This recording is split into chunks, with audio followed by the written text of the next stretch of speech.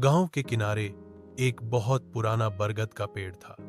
यह पेड़ गांव की पहचान माना जाता था, लेकिन पिछले कुछ महीनों से गांव में अजीब घटनाएं होने लगी। रात में उस पेड़ से अजीब फुसफुसाहटें सुनाई देती, कभी हौंसी, कभी रोने की आवाज।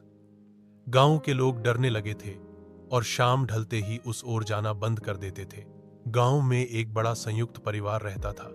दादाजी, दादी, माँ, पापा और दो बच्चे, एक लड़का और एक लड़की। वे लोग खुले आंगन वाले पुराने घर में रहते थे। बच्चों को खेलना बहुत पसंद था, लेकिन उन्हें भी बरगद के पेड़ के पास जाने से मना कर दिया गया था। एक रात बच्चों को नींद नहीं आई। खिड़की से उन्होंने देखा कि बरगद के पेड़ के नीचे कोई सफेद साया खड़ा है। जिज्ञासा के कारण दोनों चुपके से बाहर निकल गए। पेड़ के पास पहुंचते ही उन्हें ठंडी हवा का झोंका महसूस हुआ और ऐसा लगा जैसे कोई बहुत पास में रो रहा हो। अचानक पेड़ से एक टूटी शाख नीचे गिरी और दोनों बच्चे डरकर घर लौट आए।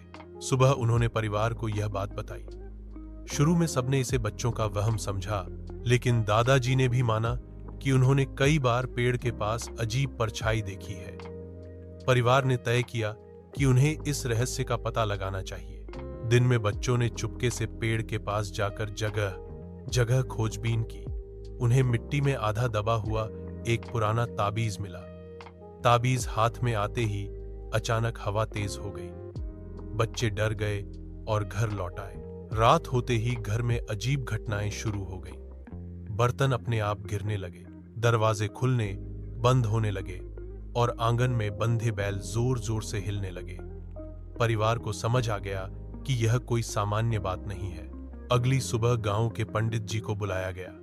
पंडित जी ने जांच की और बताया कि बरगद के पेड़ के नीचे कई साल पहले एक साधु की समाधि थी।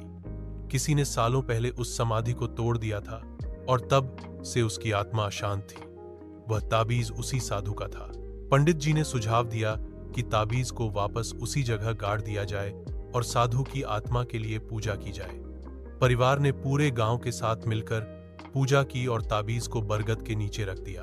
पूजा के बाद अचानक मौसम शांत हो गया। ठंडी हवा चली और ऐसा लगा जैसे किसी ने आशीर्वाद दिया हो।